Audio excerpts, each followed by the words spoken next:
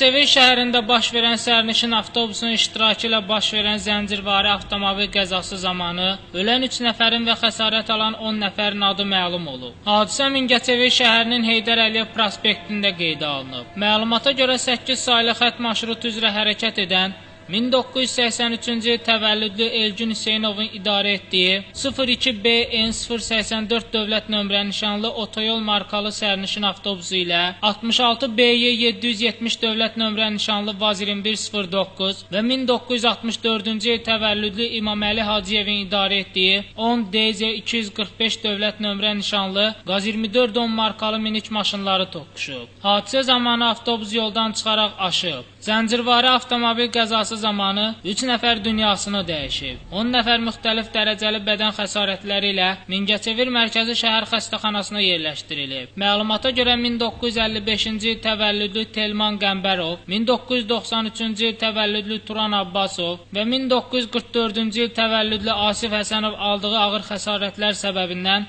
dünyasını dəyişib. 1961-ci il təvəllüdlü Bəsti Süleymanova, 1972-ci il təvəllüdlü Emiliya Mirzəyeva, 1965-ci il təvəllüdlü Əhliman Zeynalov, 1962-ci il təvəllüdlü Məhburə Muradova, 1998-ci il təvəllüdlü Elton Tahirov, 1999-cu il təvəllüdlü Elvin Əliyev, 2000-ci il təvəllüdlü Rüstəm Mustafayev, 1957-ci il təvəllüdlü Tahir Səlimov, 1997-ci il təvəllüdlü Süleyman Allahverdiyev və 1965-ci il təvəllüdlü Rövşən Qasımov xəsarət alıb. Yaralılardan bir neçə nəfər yüngül xəsarət aldığı üçün ilkin tibbi yardım göstərilərək evə buraxılıb. Üçünün vəziyyəti ağır olaraq qalıb. Faktla bağlı Mingəçevir şəhər polis şöbəsi tərəfindən araşdırma aparılır. Şəmsdan Fikrətli, Dünya TV.